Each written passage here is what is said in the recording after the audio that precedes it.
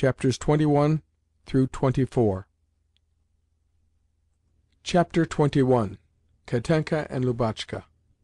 Katenka was now 16 years old, quite a grown-up girl, and although at that age the angular figures, the bashfulness, and the gaucherie peculiar to girls passing from childhood to youth usually replace the comely freshness and graceful, half-developed bloom of childhood, she had in no way altered. Still, the blue eyes with their merry glance were hers, the well-shaped nose with firm nostrils, and almost forming a line with the forehead, the little mouth with its charming smile, the dimples in the rosy cheeks, and the small white hands. To her the epithet of girl, pure and simple, was preeminently applicable, for in her the only new features were a new and young lady-like arrangement of her thick flaxen hair and a youthful bosom, the latter an addition which at once caused her great joy and made her very bashful. Although Lubotshka and she had grown up together and received the same education, they were totally unlike one another.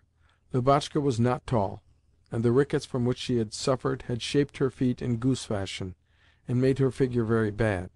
The only pretty feature in her face was her eyes, which were indeed wonderful, being large and black, and instinct with such an extremely pleasing expression of mingled gravity and naïveté that she was bound to attract attention.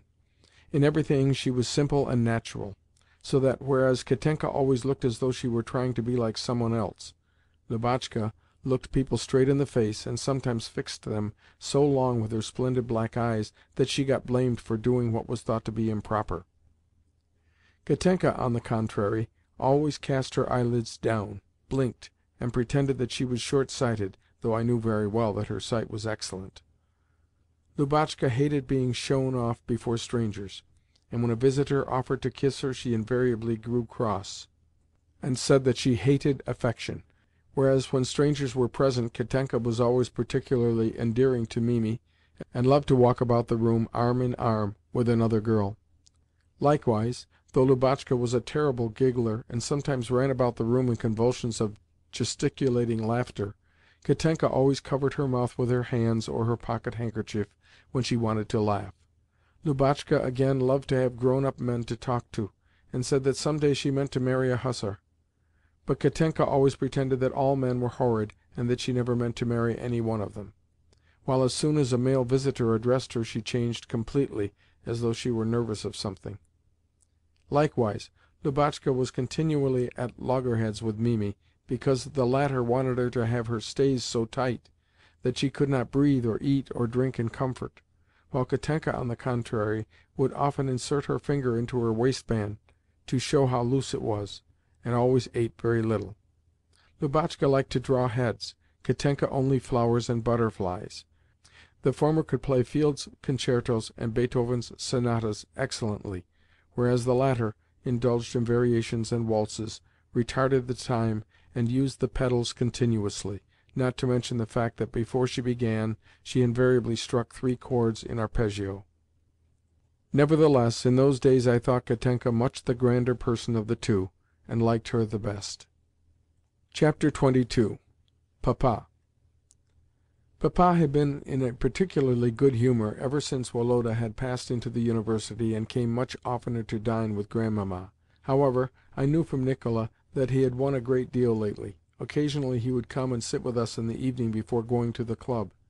He used to sit down to the piano and bid us group ourselves around him, after which he would beat time with his thin boots (he detested heels, and never wore them), and make us sing gypsy songs.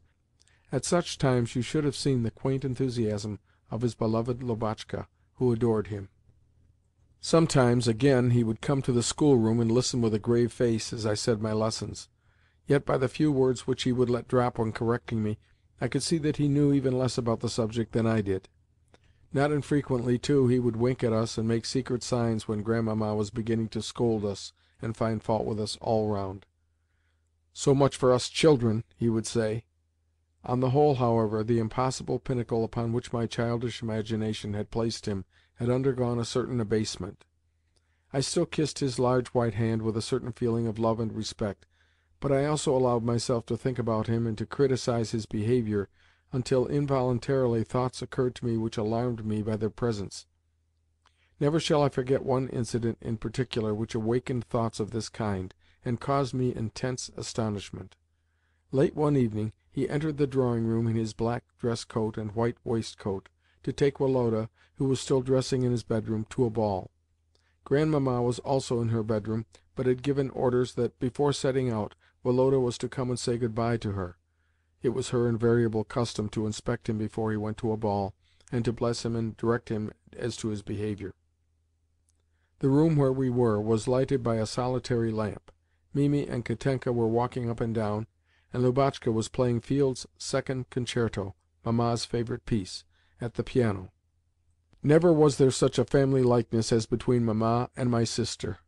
Not so much in the face or the stature as in the hands, the walk, the voice, the favourite expressions, and, above all, the way of playing the piano and the whole demeanour at the instrument. Lubotshka always arranged her dress when sitting down just as Mamma had done, as well as turned the leaves like her, tapped her fingers angrily, and said "Dear me" whenever a difficult passage did not go smoothly, and, in particular, played with the delicacy and exquisite purity of touch which in those days caused the execution of Field's music to be known characteristically as "jeu perds," and to lie beyond comparison with the humbug of our modern virtuosi. Papa entered the room with short, soft steps, and approached Lubotshka. On seeing him, she stopped playing. "No, go on, Luba, go on," he said, as he forced her to sit down again. She went on playing, while Papa, his head on his hand, sat near her for a while. Then suddenly he gave his shoulders a shrug, and, rising, began to pace the room. Every time that he approached the piano, he halted for a moment and looked fixedly at Lubotshka. By his walk and his every movement I could see that he was greatly agitated. Once, when he stopped behind Lubotshka, he kissed her black hair, and then, wheeling quickly round, resumed his pacing. The piece finished, Lubotshka went up to him and said, "Was it well played?" Whereupon, without answering, he took her head in his two hands, and kissed her forehead and eyes with such tenderness as I had never before seen him display. "Why, you are crying!" cried Lubotshka suddenly, as she ceased to toy with his watch-chain, and stared at him with her great black eyes. "Pardon me, darling Papa. I had quite forgotten that it was dear Mamma's piece which I was playing." "No, no, my love. Play it often," he said, in a voice trembling with emotion. "Ah, if only you knew how much good it does me to share your tears!"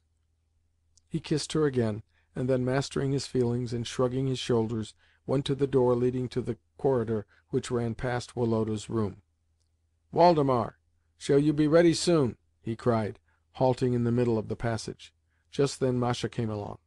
"Why, you look prettier every day," he said to her. She blushed and passed on.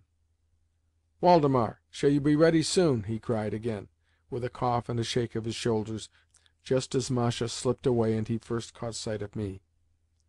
I love Papa, but the intellect is independent of the heart, and often gives birth to thoughts which offend and are harsh and incomprehensible to the feelings. And it was thoughts of this kind that, for all I strove to put them away, arose at that moment in my mind. Chapter 23. Grandmamma. Grandmamma was growing weaker every day. Her bell, Gasha's grumbling voice, and the slamming of doors in her room were sounds of constant occurrence, and she no longer received us sitting in the Voltairian armchair in her boudoir, but lying on the bed in her bedroom, supported on lace-trimmed cushions. One day, when she greeted us, I noticed a yellowish-white swelling on her hand, and smelt the same oppressive odour which I had smelt 5 years ago in Mamma's room. The doctor came 3 times a day, and there had been more than one consultation. Yet the character of her haughty, ceremonious bearing towards all who lived with her, and particularly towards Papa, never changed in the least. She went on emphasizing certain words, raising her eyebrows, and saying "my dear," just as she had always done. Then for a few days we did not see her at all, and one morning St. Jerome proposed to me that Woloda and I should take Katenka and Lubotshka for a drive during the hours generally allotted to study. Although I observed that the street was lined with straw under the windows of Grandmamma's room, and that some men in blue stockings (undertakers' men) were standing at our gate, the reason never dawned upon me why we were being sent out at that unusual hour. Throughout the drive, Lubotshka and I were in that particularly merry mood when the least trifle, the least word or movement sets one off laughing. A pedlar went trotting across the road with a tray, and we laughed. Some ragged cabmen, brandishing their reins and driving at full speed, overtook our sledge, and we laughed again. Next, Philip's whip got caught in the side of the vehicle, and the way in which he said "bother the thing" as he drove to disentangle it almost killed us with mirth. Mimi looked displeased, and said that only silly people laughed for no reason at all. But Lubotshka, her face purple with suppressed merriment, needed but to give me a sly glance, and we again burst out into such Homeric laughter, when our eyes met, that the tears rushed into them and we could not stop our paroxysms, although they nearly choked us. Hardly, again, had we desisted a little, when I looked at Lubotshka once more, and gave vent to one of the slang words which we then affected among ourselves, words which always called forth hilarity, and in a moment we were laughing again. Just as we reached home, I was opening my mouth to make a splendid grimace at Lubotshka, when my eye fell upon a black coffin-cover which was leaning against the gate, and my mouth remained fixed in its gaping position. "Your Grandmamma is dead," said St. Jerome as he met us. His face was very pale. Throughout the whole time that Grandmamma's body was in the house I was oppressed with the fear of death, for the corpse served as a forcible and disagreeable reminder that I too must die some day, a feeling which people often mistake for grief. I had no sincere regret for Grandmamma, nor, I think, had any one else, since, although the house was full of sympathizing callers, nobody seemed to mourn for her from their hearts, except one mourner whose genuine grief made a great impression upon me, seeing that the mourner in question was Gasha. She shut herself up in the garret, tore her hair, and refused all consolation, saying that now that her mistress was dead, she only wished to die herself. I again assert that, in matters of feeling, it is the unexpected effects that constitute the most reliable signs of sincerity. Though Grandmamma was no longer with us, reminiscences and gossip about her long went on in the house. Such gossip referred mostly to her will, which she had made shortly before her death, and of which as yet no one knew the contents except her bosom friend, Prince Ivan Ivanovitch. I could hear the servants talking excitedly together, and making innumerable conjectures as to the amount left and the probable beneficiaries. Nor can I deny that the idea that we ourselves were probably the latter greatly pleased me. 6 weeks later, Nicola, who acted as regular news-agent to the house, informed me that Grandmamma had left the whole of her fortune to Lubotshka, with, as her trustee until her majority, not Papa, but Prince Ivan Ivanovitch. Chapter 24. Myself. Only a few months remained before I was to matriculate for the University, yet I was making such good progress that I felt no apprehensions, and even took a pleasure in my studies. I kept in good heart, and learnt my lessons fluently and intelligently. The faculty I had selected was the mathematical one, probably, to tell the truth, because the terms tangent, differentials, integrals, and so forth, pleased my fancy. Though stout and broad-shouldered, I was shorter than Woloda, while my ugliness of face still remained and tormented me as much as ever. By way of compensation, I tried to appear original. Yet one thing comforted me, namely, that Papa had said that I had an intelligent face. I quite believed him. St. Jerome was not only satisfied with me, but actually had taken to praising me. Consequently, I had now ceased to hate him. In fact, when one day he said that, with my capacities and my intellect, it would be shameful for me not to accomplish this, that, or the other thing, I believe I almost liked him. I had long ago given up keeping observation on the maidservants' room, for I was now ashamed to hide behind doors. Likewise, I confess that the knowledge of Masha's love for Basil had greatly cooled my ardour for her, and that my passion underwent a final cure by their marriage, a consummation to which I myself contributed by, at Basil's request, asking Papa's consent to the union. When the newly married couple brought trays of cakes and sweetmeats to Papa as a thank-offering, and Masha, in a cap with blue ribbons, kissed each of us on the shoulder in betoken of her gratitude, I merely noticed the scent of the rose pomade on her hair, but felt no other sensation. In general, I was beginning to get the better of my youthful defects, with the exception of the principal one, the one of which I shall often again have to speak in relating my life's history, namely, the tendency to abstract thought. Section 7. Recording by Bill Borst.